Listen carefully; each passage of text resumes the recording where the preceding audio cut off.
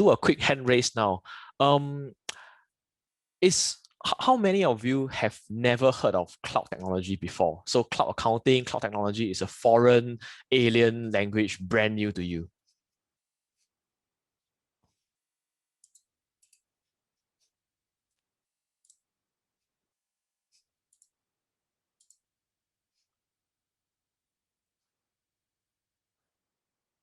Okay, we have some responses. Well, thanks for the participation. There are some who have heard of it. Some on a spectrum of 1 to 1.5, 1 to 2, never heard of it. Okay, 1.5, a bit heard of it, a bit never heard of it. So we have a good mix of responses. Right. Okay. The idea of cloud technology is simply you having the means to access your data anytime, anywhere, without it being stored locally on a desktop or on a thumb drive. So by and large, most of the technologies we are using today are manifestation of cloud technology. Like for example, WhatsApp. If you use WhatsApp on your mobile phone and you go back to your work laptop or your personal laptop and you access the WhatsApp browser, you will see the same set of contents that you type in your mobile phone appearing on your laptop screen if you log into web WhatsApp. So that is a way that cloud technology allows that seamless transition between what is happening on device A to happen on device B as well. And you just need to log into your WhatsApp account with that QR code. And similarly, if you have a username and a password, you can log into the same set of account from multiple devices. So that is how cloud technology is manifested in our daily life. So there are many technologies or many tools we use for our business that are not cloud-based. They are localized into a desktop. They are a software, they are licensed programs. So these are not examples of cloud. If you're unable to access the same set of information from other devices anytime, anywhere, then that is not cloud. And if you are able to, then that will be cloud. So the idea of one of the key objectives of today's session is to share examples of cloud technology specific to businesses' use case and how businesses can use cloud technology to improve their workflow.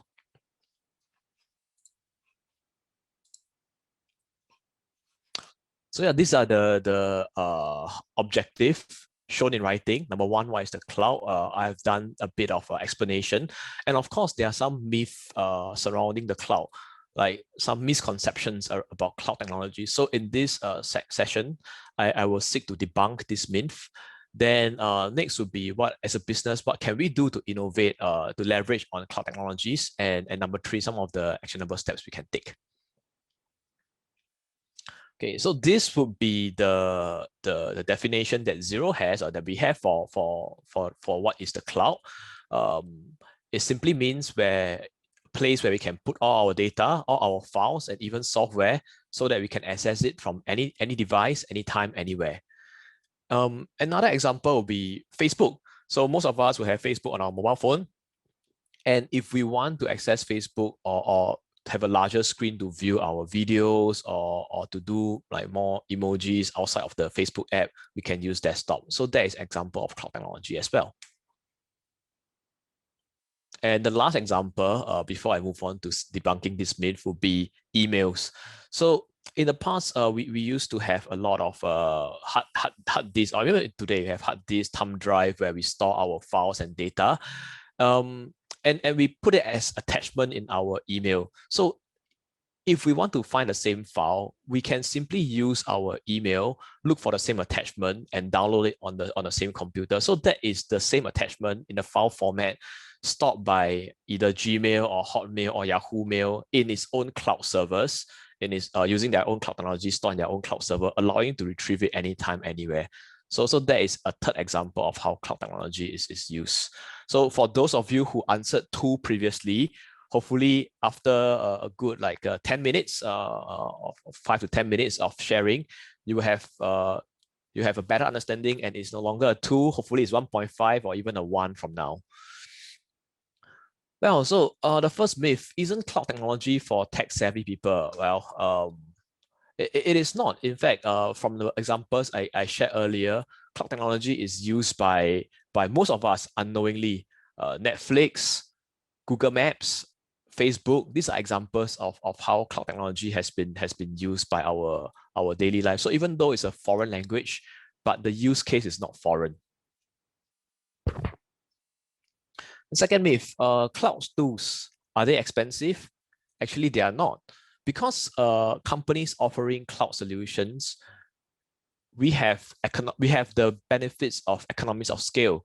As shared by Lauren earlier, Xero has 2.4 million subscribers worldwide. These are paying customers. And with that kind of revenue base and that kind of subscriber base, we are able to achieve a scale whereby we can we are able to reap the benefits of the economies of scale and transfer these benefits to our users in terms of cost savings. So with that, most of the cloud tools are relatively reasonably priced. And as for Xero, we are priced at a pretty low. For our standard package is $30 per month. And these are usually double digit per month. And we have a lot of flexibility in terms of our pricing. The same applies for other cloud software in the market. The third myth would be, isn't cloud computing just the internet? Well, internet is a part of cloud accounting, but cloud accounting is beyond that. So these are some examples of what cloud accounting extends beyond the internet. Is where our data live. So they not only live in the internet, but they also live in connected apps, the apps that we connect our solutions to. Like, for example, specific to Xero, cloud accounting, cloud technology for us would mean that besides Xero, is also other ecosystem connected apps where other cloud solutions would integrate with Xero. So it is beyond the internet. This is the most interesting and the most relevant one. Isn't it possible to lose all your data in the cloud? Well, the question I would like to pose in response to this myth would be, if you're not using the cloud, you're using your laptop or your thumb drive or your hard disk, and either of these gets damaged or they go missing, then the data is lost and gone forever, unless you send your laptop to the repair shop.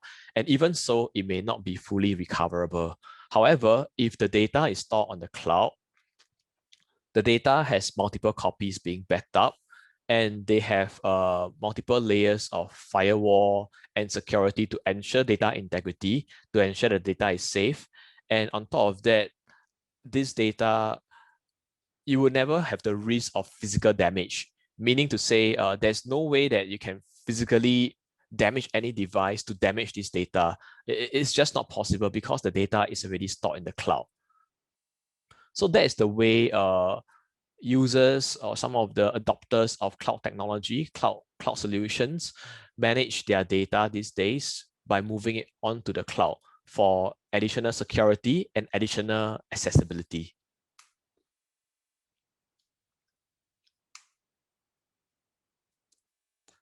The fifth myth that we have would be, is it easy to lose control of data? Well, the opposite is true. In fact, it will be even easier to access data and gain control of data, because right now with cloud technology, data can be accessed anytime, anywhere. So be it from your mobile phone, or be it from your laptop or your iPad or your Samsung tablet, it will allow you to access the same set of data and increase the control of this data. And the last one, well, since cloud technology relies heavily on the internet, would it be a disaster if the internet goes down? Like, for example, you cannot connect to the internet.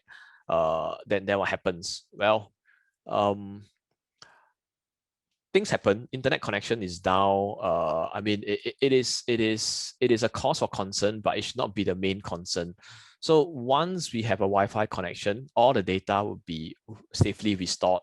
And right now, increasingly we have more and more stable Wi-Fi connection. So this would alleviate the concerns of a poor internet or a bad Wi-Fi.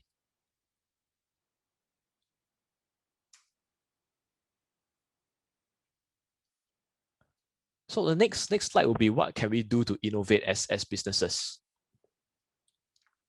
Well, there are a few steps. Number one will be to audit your current process to know, okay, for example, you're in the F&B industry, then to know how you manage your invoice, how you manage to pay your vendors, how you manage to pay your employees. Are these payment to employees, to your servers, to your waiters, to your delivery staff? Are these payments very manual? Do these factor in EPF contributions? If they do not, then how you calculate EPF contributions? So these are examples, and also your cash cycle. Like, okay, for example, as businesses, as F&B businesses, we have inventory. Then when we order our flour, our sugar, our raw materials, we have to pay our vendors. So what would be the payment method? And when we collect our revenue, be it from a sale like Grab Food, or be it from like the restaurant cash sales, how are we doing this? So we look at all these processes and we see which are the manual ones and how we can find ways to digitize them and to automate them. Okay, for example, payslip HR. If there's a way where we can automate the calculation of EPF contribution rate, and if there's a way that we can automatically issue payslips to the service staff, and this salary payout automatically gets integrated into your books such that it affects your salary expense, and it affects your P&L, so that when you generate your financial statements, all these things has been taken care of. Then that is where businesses are already using cloud technology to cut down on a lot of manual intensive process. Second example of actionable steps would be to be resourceful, meaning looking out there in the market, joining good sessions like this, the Exabyte SME Digital event, to know what are the information accessible out there, what are the best practices out there that you can leverage on. So outside of this session for cloud technology, I believe there will be other sessions where other speakers will be sharing good advice, good practice, good insights on how businesses can look at ways to improve their workflow. So joining seminars and events like this. And number three would be to invest in digital tools, because by investing in digital tools, you introduce some elements of automation into your workflow, and that would minimize or eliminates the manual process.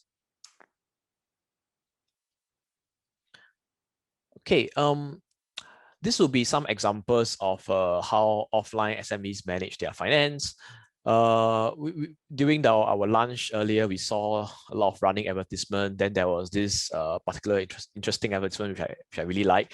It's a wedding scene. Then after that, the solemnizer was telling the groom, "You may kiss the bride." Then someone tried to rush to the wedding to say stop. So I thought that was a guy trying to snatch away the bride, but apparently it's not. It's a customer of the groom who wants to buy his salted fish. So for businesses like this, they are not online and they have to deal with manual processes like this. And I suppose that the groom has a business where if he's not digitized, he's not using Exabyte solution, he's not digital, he's probably not digital with his invoices and his finances as well. So I suppose he has a lot of paper invoices in his factory. So these are ways that if we are not on the cloud, then you have paper invoices, you have a shoebox of receipts, and perhaps even multiple versions of Excel sheet, Excel version 1, Excel version 2, where most of our attendees here may be able to relate to on how you manage your finances, your income statement, your chart of account. So these are the common ways. While they are not bad, they are not perfect either, because it increases a lot of room for errors, and it decreases the automation. Well, these are the ways that we believe SMEs can manage their business finance better. So there are a few ways listed in this slide. Number one will be online invoicing. Well, for most F&B businesses here today, online invoicing may not be relevant if you're running a restaurant, but if you're doing like a delivery or you're having you take in like orders upfront, then after that you want to bill our customers later, you deliver the product on a later date, then online invoicing might be relevant. So instead of having to like prepare an invoice on your Excel sheet, then PDF it, then attach it to the email, then send it to the customer, you can use digital tools to create online invoices such that everything will be done in one platform. I can show an example of how it's done later. So that the invoice will be immediately sent from the platform to your end user, to your customers. And by sending these invoices, it will recognize this as accounts receivable, unearned revenue, and all this would be at the back end, and your balance sheet and your income statement, your P&L will be tweaked accordingly. The changes of this sale will update accordingly at the back end. Online payment connections. Again, if you are running online businesses to sell your food, then another way to improve cash flow would be to have the option to collect payments online.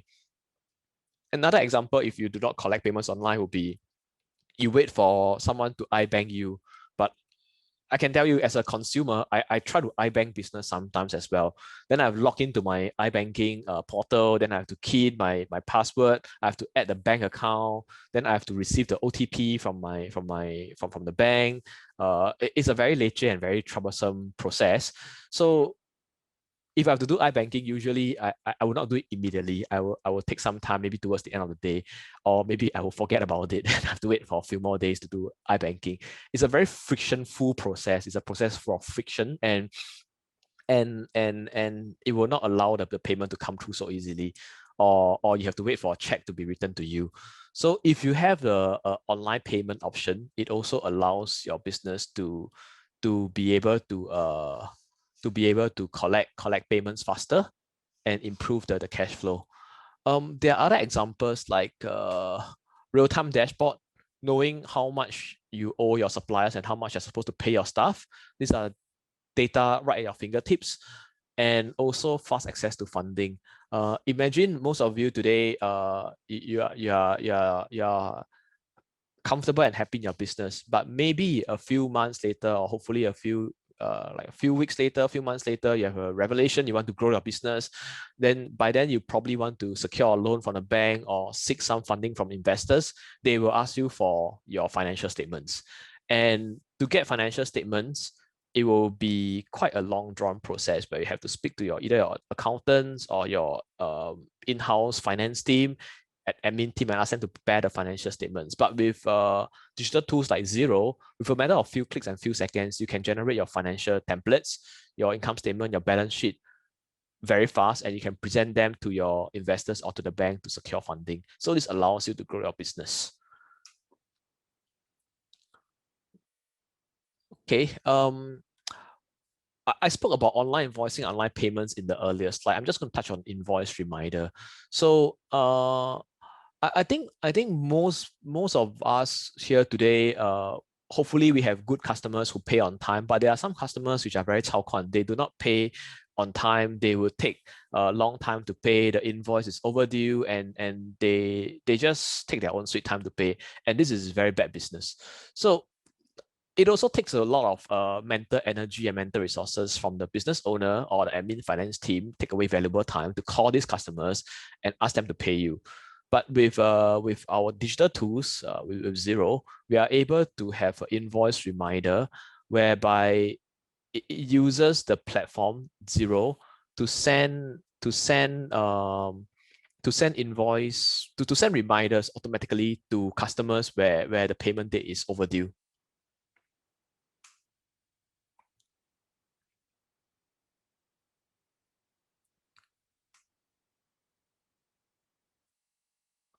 And these are other examples of having digital tools in Xero. So this slide just simply talks about the partners that we have that allows the business to collect credit card and debit card payment.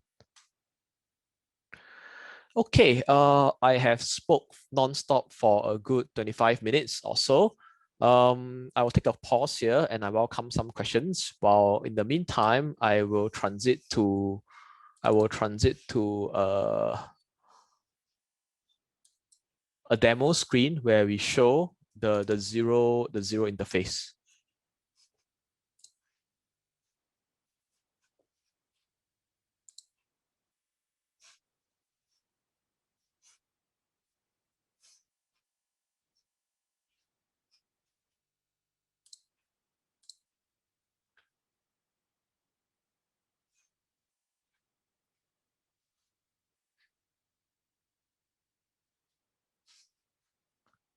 Okay, now I have nicely pull up the Xero dashboard. I'm going to reshare my screen.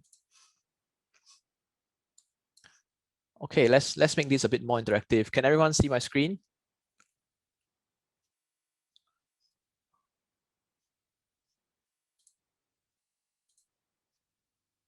Ah, okay, wonderful. See, we got some participation. Good that everyone is still awake and not asleep. Well, I guess sometimes there's the session right after lunch where people just came back from a good hearty lunch. They get food coma, then they may zone out and doze off. So I'm very happy to see some good responses here. And by the way, I realized the video most of y'all are seeing my not my frontal view but my side view. It's because I have two screens. So the screen I'm presenting is on the larger screen, and that does not have a camera. Then the screen that has a camera is not my presentation screen, so that's why my my side view is shown. Hope to seek your understanding on that point. Then okay, so right now we have our Xero screen out. This would be what our users can see.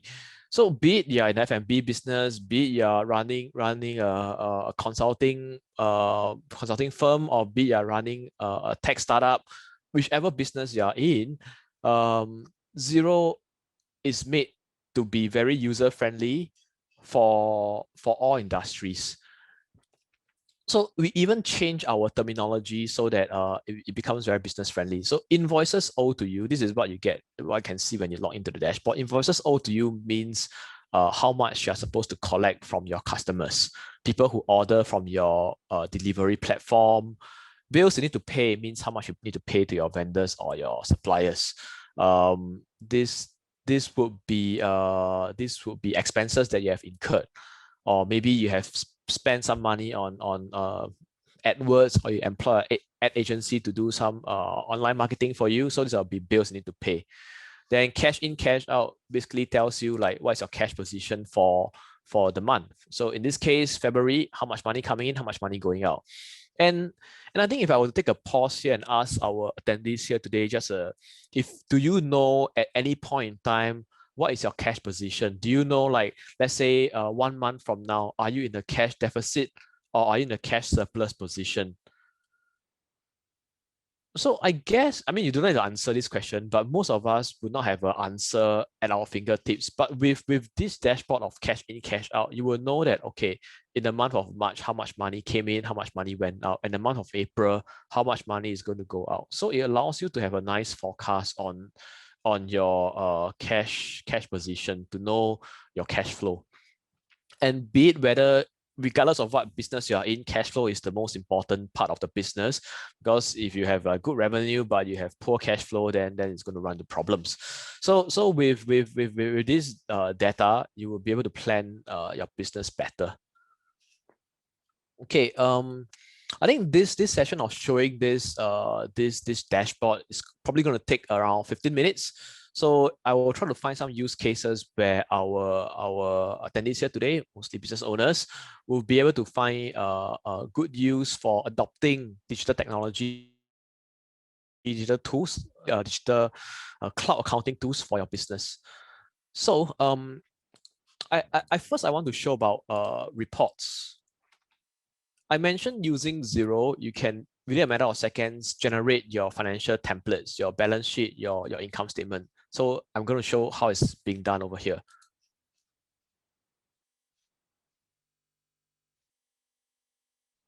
And by the way, this is a demo account. So for anyone today who wishes to test the Xero platform out, you can simply sign up for a free trial. I will include the link later at the end of the presentation.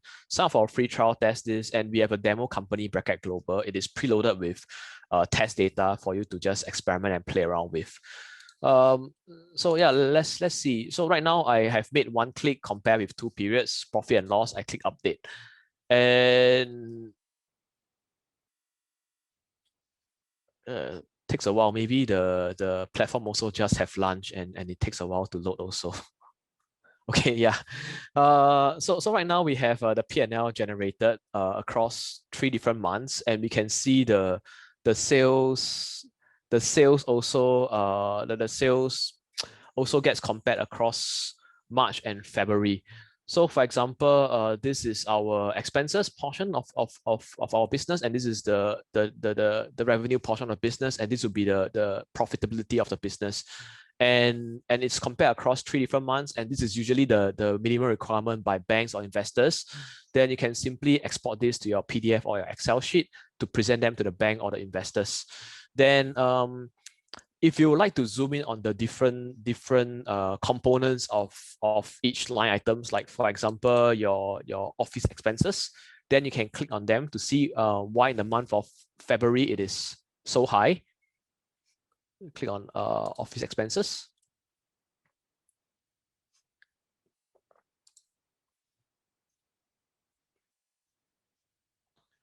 Then we can see the different components, like, okay, what is the debit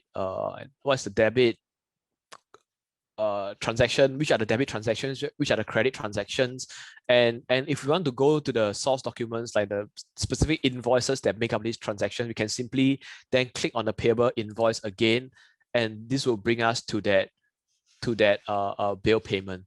So this is actually a very a fast way for you to get your accounts, your financial statements ready in the event that you want to raise capital. Then okay, now I'll move on to products and services. So this is actually a inventory portion of the platform. And let's say if you're selling, like, I don't know, maybe you're selling pancakes, or you're selling baked goods, like online bakery selling baked goods or pancake, then you can populate all this with the cost price, like how much it costs you to make the cakes. In this case we use golf balls as an example, but I can change it to your baked goods and your sale price. Then all this will be populated accordingly. Then the next time when you have a sale and you prepare an invoice to put your cookies, in this case we use cookies or biscuits, cookies, then it would change accordingly. So what I mean by this, so we have all this populated with our baked goods, our cookies. Then now we have a customer who wants to buy our cookies. So we'll create an invoice for the customer who wants to buy our cookies to Cookie Monster. So you can create all your contact details. In this case, there's no contact detail found because Cookie Monster is not a new contact, but under contacts, you can actually add various kinds of contact, like your customers, your suppliers, and your employees. So in this case, we can just put Cookie Monster. It's perfectly fine if it is not recognized. You will say new, then from there you can create a new entry for your customer. Then when is the invoice due? And from here, while we do not have cookies as an example, we can substitute it with golf balls. So it will reflect the unit price of these golf balls. It allows you to give discount as well. Then you can select the account that this transaction is going to impact. So if you feel that, okay, selling cookies is going to affect your revenue account, you select revenue. So in your chart of accounts, this entry will change accordingly. You do not need to separately go and update your chart of accounts after you make the sale, because I know most of us today, if we do not have these digital tools, we have to do a few steps after we recognize a sale. We have to deduct our inventory balance.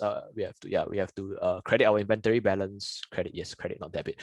Credit our inventory balance. Then we have to debit the accounts receivable. Then after that, we also have to do something in the sales part of the revenue. So with this, if you just select the right accounts, then you click approve, this will be an invoice created and the revenue accounts get impacted accordingly. Then I mentioned the example about using online invoicing. Well, this is online invoicing. You can simply click email and type in the email of your customer, and Xero servers will be able to send out this invoice to the customer, and the customer has the option to pay or to interact with you from this document. So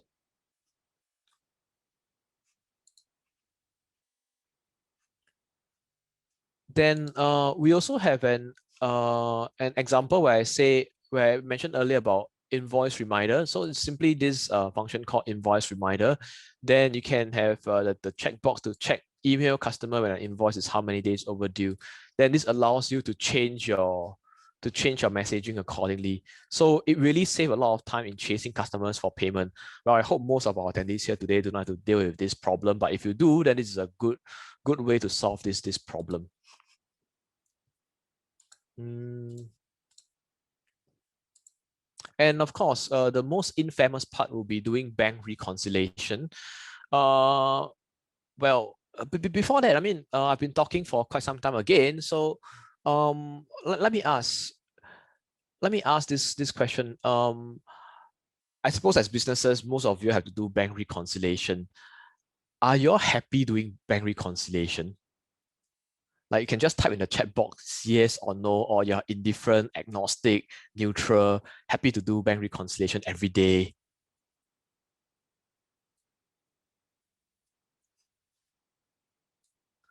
Okay, while waiting for the responses to come in, I can share that based on our experience speaking to so many SMEs, bank reconciliation is the most painful and the most troublesome part of a business. So yeah, okay, we have one good response. Thank you very much, Lisa. And well, for those of you who maybe do not do bank reconciliation, who maybe outsource it somewhere else and may not know the full picture of bank reconciliation, it simply means you have your bank account. Your bank account has a bunch of transactions. You need to match all these bank account transactions with an accounting transaction. Like for example, your bank handled by account department, collect payment only. Very good business practice. Take the headache away. But for the benefit of those who have to do bank reconciliation personally or need to have understanding of this, then I think this segment is important. And probably your accounts department, when they do bank reconciliation without digital tools, they would have a headache. So you outsource your headache away.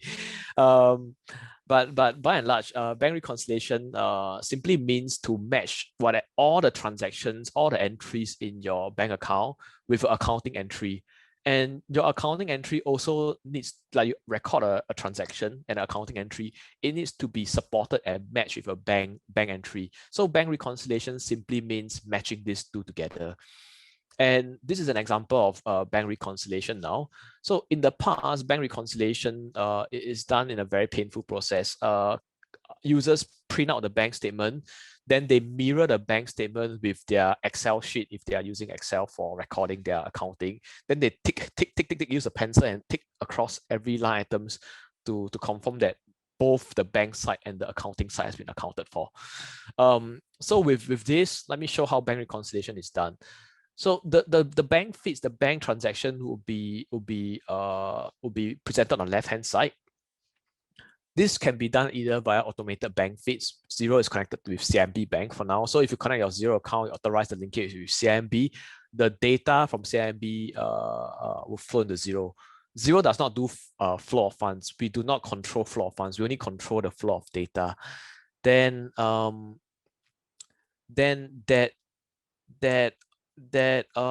entry would be reflected on the left hand side. Alternatively, you can also import your bank statement. Entry appear on the left hand side.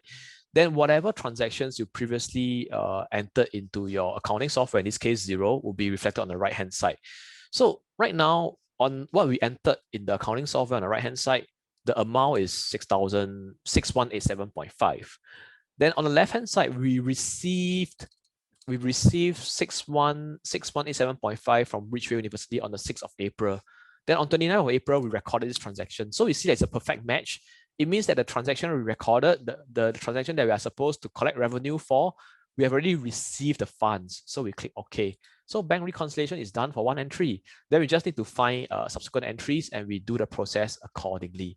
So all these are perfect match. Xero suggest, and we just do click on the OK tab.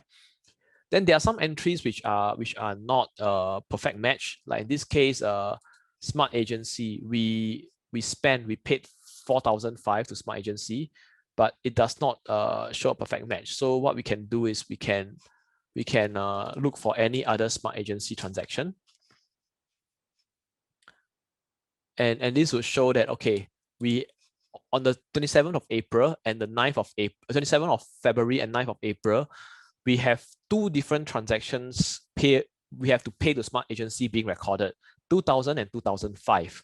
So these are two separate transactions being recorded, and this is one combined transaction being paid out. So with this, we investigated the components, then we can simply click reconcile again. So this is how we do bank reconciliation in Xero. I did a bunch of explaining, but if you do it by yourself, it's actually a very fast and very enjoyable process. So this is how, again, using digital tools, you can save a lot of time in doing bank reconciliation.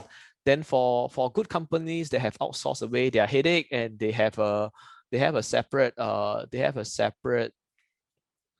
we call it, accounts department to do, then good for them. But if the accounts department has not yet adopted use of digital tools, then this could be a good avenue to look at, so that the said accounts department can free up valuable time and they can focus on higher value strategic stuff instead.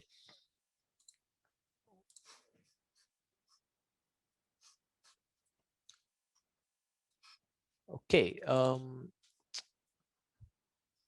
I think this would be some of the key functions and features. So to recap what we have spoke about today, up to this point in time, we spoke about how Xero is used to generate financial statements, and in turn it can help you raise funds faster.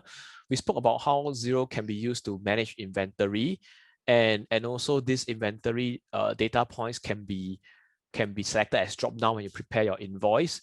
And after that, once you set your inventory cost price and your selling price, at the back end of your chart of accounts, all this gets updated immediately. So you do not need to manually go and update your chart of accounts separately. So this is what we have done with invoices. Then we also spoke about how Xero is used to send automated reminders to Cao customers who do not pay on time. Then we also spoke about how we use this to do bank reconciliation. So these are some of the key functions and features of Xero. Of course, there are more functions and features like storing the contact details. For F&B business, maybe not so much about customers, but employees and suppliers detail. Then I think this would be the key functions and features to showcase. We also have a separate module called projects. I think since we know that okay, there are some businesses that they are not in F&B, they are in other industries, then project might be useful. So if you're in the project space, like you're managing projects, you're working on maybe, for example, you're interior design firm or consulting company, you have multiple consulting projects at the same time, then this will be the projects tab where, okay, in this case, we have preloaded the project module with 4 different customers, 4 different projects. And this project function or feature allows you to, at a quick glance, know your project details. So I'm going to select all the data points inside and I click update. So what a user can see is that, okay, if you have 4 different projects or 3 or 10 different projects you're working on simultaneously, you can see the state of the project, whether they are completed, they are in progress, or they are cancelled. Then the date created, what is the hours that you need to spend per project, how much hours you have already spent per project, the profitability of the project, and also you can assign expenses to this project. So it's basically a project management tool. Yep. And with that, I have come to the end of the sharing of this demo dashboard. I am going to go back to the slides. Lauren, I see that you have appeared. Do you want to add something? No, I just assumed you were done. So yeah, don't mind me. I see, I see. Okay, good to see you again. But I'll let you know again when I'm done. Probably will be the next like 5-10 minutes. Okay, super cool. I'll be back to help you with questions then. Okay, wonderful. All right, cool.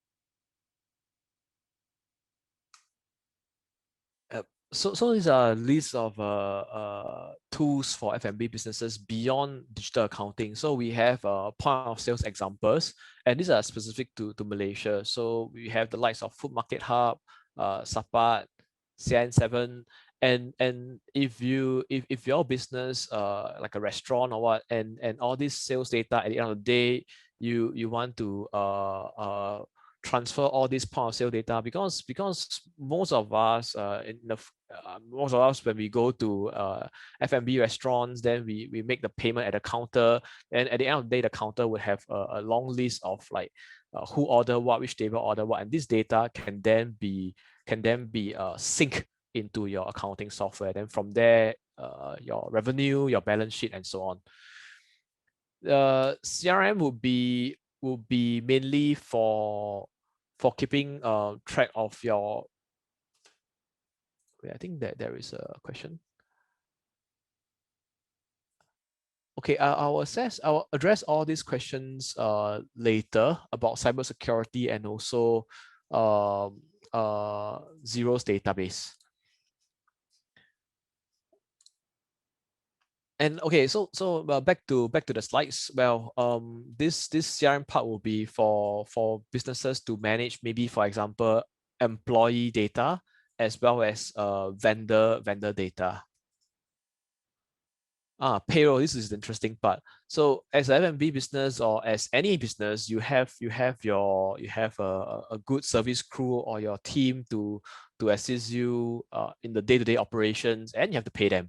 So paying them, all of them have different salaries, they have different leave, they have different benefits, and to account whether how much leave affects the pay, and also different EPF contribution rates and so on, may be quite a tough process. We have specialized software partners like Telenox, HR Easily, and Kakitagan. They are Malaysia specific, and they are able to address this calculation of all these HR matters, and also perhaps automatically send pay slips to your employees. So with all this can also then be synced back into Xero. Then you will know the data points like, okay, what's the salary expense for this month, whether the salary has been paid out or not. So all these would be seamlessly integrated from a payroll perspective. Lending might be something you may want to look at. So we have validators and invoice interchange in Xero if you are looking at other ways beyond banks to secure funds to grow your business. So by and large, this will be the Xero ecosystem. We have, to recap, point of sale software, we have payroll software, inventory software, lenders, payment processors, and so on.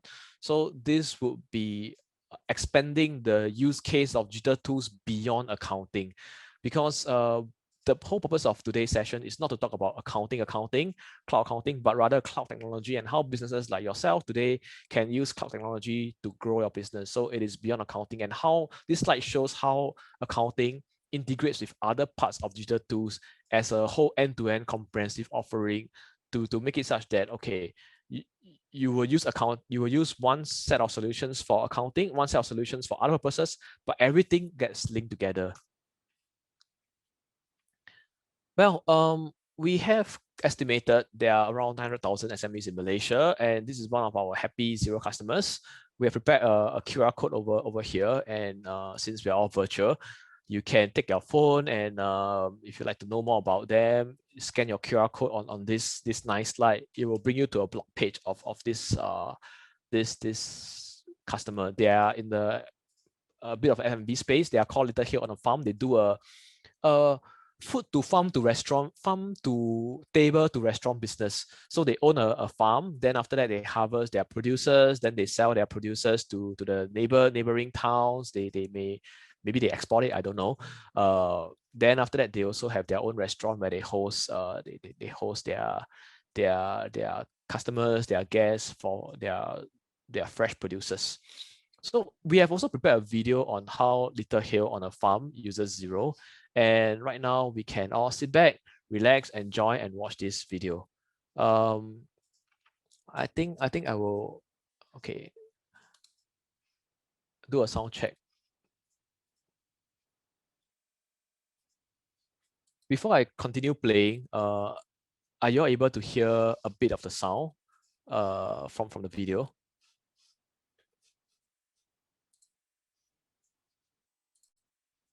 No sound. Oh, okay. Try this then. Now I have removed my headphone, so this will be from the laptop. Okay, good. I'm Lisa, and I own a little farm on the hill together with my husband Pete. We're essentially a fruit and vegetable organic farm, and we also have a farm-to-table restaurant. My parents have had the farm for a long time. We started spending more time up here, and then we officially took it over about 3 years ago.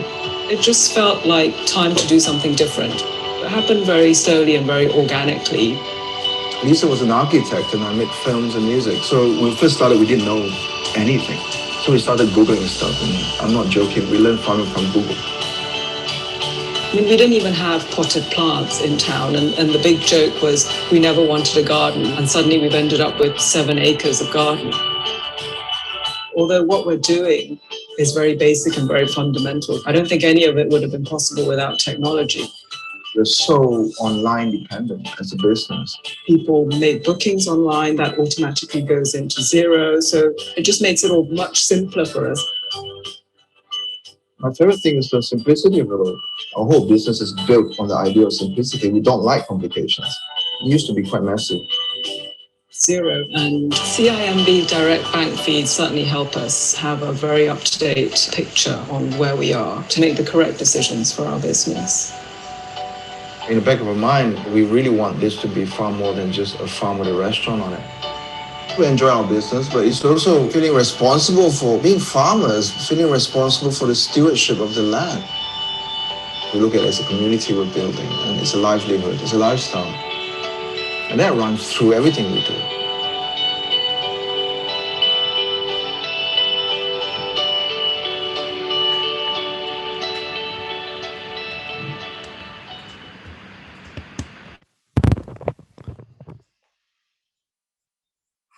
Okay, so back to me now. Very nice video with good drone footages, and I like the part where Lisa actually said we grow organically. I think that's a very nice pun because they are organic farm. Well,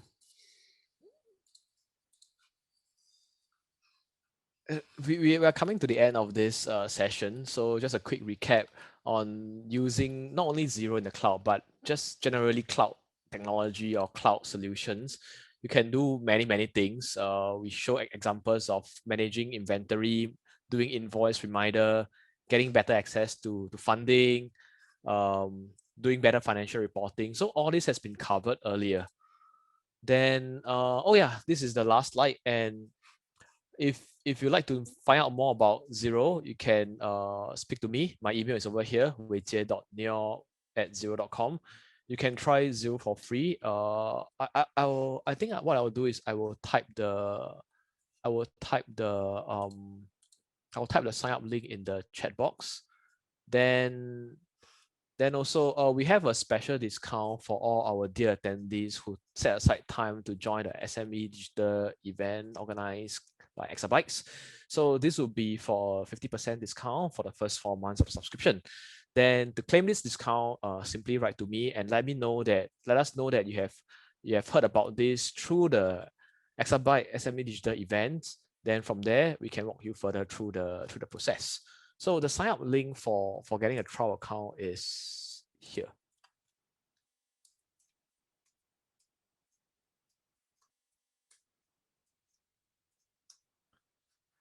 Okay, and I think we have quite a few questions. So as I'm reading them, I will try to answer. But before that, I think I will pass the time back to Laureen for moderation. All right, super cool. So let's just jump right into it. This one's from Ken. Ken's question is, what's the fees for payment collection online? Like, for example, through Stripe. Well, that will be between the business and Stripe. So Xero does not get involved in this commercial. So what Xero is involved in is the integration between Xero accounting software and the payments that Stripe collected. The payment gateway fees will be dependent on the volume that you commit to Stripe or to PayPal, and also what kind of credit cards you're accepting, what kind of transactions, whether is it mainly ringgit or you have a bit of a ringgit and US dollars and so on and so forth. So all this would be between your business and Stripe. Then Xero mainly does that connection from a like payment records perspective. And of course, Ken, I believe that this information is actually available online. So all you have to do is just kind of Google it. But from my understanding, I think it starts anywhere from around 2%. And like, which I said, it depends on the agreement between you and Stripe. So best to probably Google that. Okay. So our next question is from Christopher. So Christopher's question is, hi Vijay, just a quick question. I understand how your cloud-based system can help track payment and inventory and such, but does it contain KPI systems as well? For example, setting daily short-term, long-term goals, or like personal KPI, work KPI and such? Thanks. Well, no. So for us, our cloud-based system mainly focus on the accounting side of things. And the KPI that you mentioned probably falls under management, and this is not our core competency. So for us, we are focusing on the accounting side of a business, and we integrate with other peripherals like payroll, like payments, like inventory management. But by and large, we do not do KPI tracking. Okay, thank you for the question, Christopher. Our next question is, what's the difference between Xero and Green Pro AI accounting? Wow, tough question. Because I have never heard of Green Pro accounting. So the main difference is I do not know the. The main difference is I've heard of Xero, but I've not heard of Green Pro accounting. I'm afraid I can't answer this question. Sorry about that. No, that's all right. No worries at all. So let's go on to this. Okay, this is a pretty long one, so it's in two parts. So this one comes from Lee. This question is, with cybersecurity becoming a more prominent topic nowadays, with many businesses moving to digitalization, how secure is Xero given all these data are extremely private and confidential and they are stored online? Can additional protection securities be added on to Xero's existing securities? Also, for whatever reason, should the user decide to cancel their Xero plan, can the user's database be downloaded? If so, what format will the database be in? Wow, it's a mouthful. Like and I also, Lauren, I also have this problem pronouncing digitalization. It took me a while. It's like digitalization. I still get tongue-tied after a while. Like I know some people pronounce it as digitization, but I still prefer to pronounce it as digitalization. It's just, a personal preference. Yeah, I try to say it 10 times before I go to sleep. That makes one of us.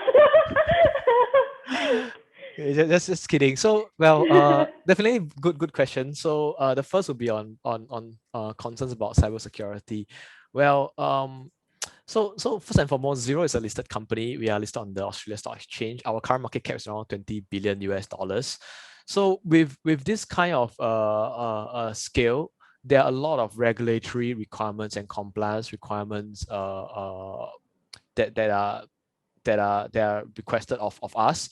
And every year, every quarter, we are subjected to security audits, and we have published our white paper and also various security certifications that we are taking good measures to safeguard user data. I think all this aside, like all this certification, all these numbers aside, what is most important to share is Xero has been in the business for more than a decade, and and it's a long business, and Lauren shared earlier that we have 2.4 million subscribers worldwide. So none of these 2.4 million subscribers have a single case of data breach. And if you were to read the news, there has not been a single case of Xero having any data breach or user data being compromised at all. If there is, then I won't be speaking here today anymore. So track record as well as security white papers and regulatory compliances, these are our measures taken. Then for the second question, well, if the user decide to cancel the plan, yeah, feel free. Of course, we hope you stay with us for as long as possible. But we do not have a lock-in period, so users have the flexibility to use for as short as 1 month or for as long as they want. And if the user decide to cancel the data, and in the event maybe a few months later or a few years later decide to resubscribe, the data will still be in Xero. So we will retain your data for you, and it will still be accessible if you do not delete it. Then if you want to have a copy of your data, you can simply download it, mass import everything. We have a customer support team. You can raise a ticket and request for such service to be done. Then most of the time the format will be in .csv format. But you can see in my example of me trying to export that income statement and that balance sheet, the option can also be in PDF. So it can be in Google Drive format, Excel sheet, or PDF. Depends on your preference. Okay, thank you for answering that super long question. And of course, a big shout out to Hui Liam Lee for that very detailed question as well. You guys, we still have a bit more time, so if you have any more questions for Wei Jie here about Xero, just go ahead and leave that in the Q&A box right now. We are just gonna wait. Oh, here we go. Yeah, we still have time, so just go with the keys. Okay, so this one is from Rachel. Now, Rachel's question is, hi, is the data kept permanently in cloud?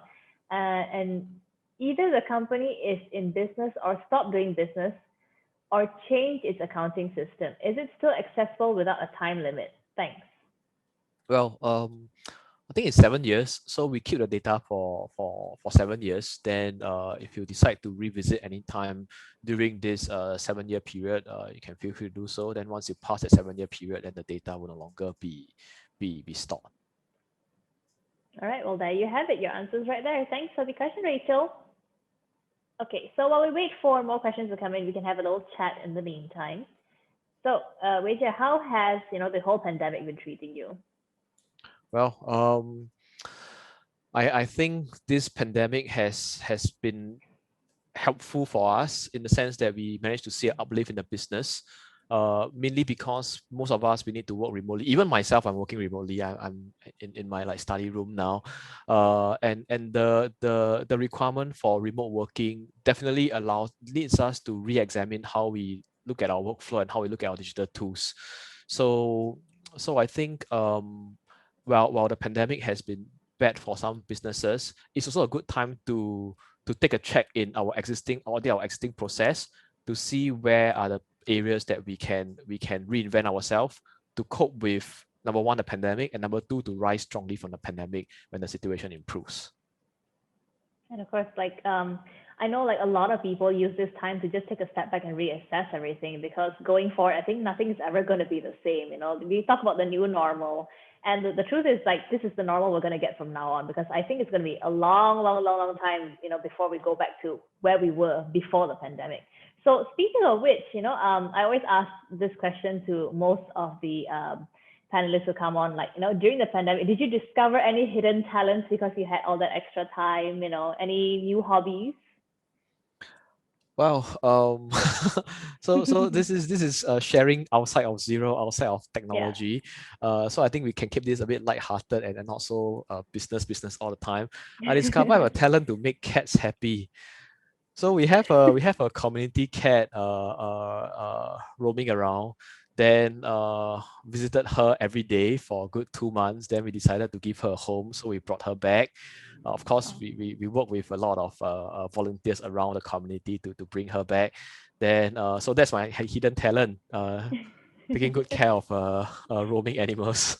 So when you said you had to work with members of the community, was it because everybody wanted to take her home, or was it because of something else? Oh yeah, so she has been taken to the vet to be treated, to be vaccinated and to be microchipped and all. Then have to work with various individuals who have helped her in that journey, and to understand about her track record and her background. Well, I think it's a pretty spectacular thing that these adopted a pet cat during the pandemic. Mm. I mean, it's an added companion, so I think that's a pretty cool thing. And I think we don't have any more questions for now. So, Wei Jie, I know you've already shared your contact details in the slides, but would you be so kind to leave them in the chat box for me once again? Sure, definitely. Okay. So let the attendees know where they can find you, how they can get in contact with you. And I think with that, we can wrap up this session. So you guys, if you enjoyed this presentation, let's give him a virtual round of applause, a job well done, a thumbs up will suffice as well. Okay, so Wei Jie, I'm going to say goodbye to you now. Okay, this is my email address. Okay, super cool. Well, thank you so much on behalf of SME Digital Fest 2021 and Exabytes Malaysia. Thank you so much for joining us here and for sharing your input on Xero. We're excited to see what you guys do going forward. Thanks once again. Thanks, Lauren, for being such a fantastic and amazing MC. And thanks, Exabyte, for hosting this fabulous SME Digital Fest event. Hope all the attendees here today would find the sessions going forward to be fruitful, and hope everyone take care, stay safe, and stay healthy. Thank you. All right. You stay Goodbye. safe now. Bye. Hope to see you again. Exabytes. Grow your business online.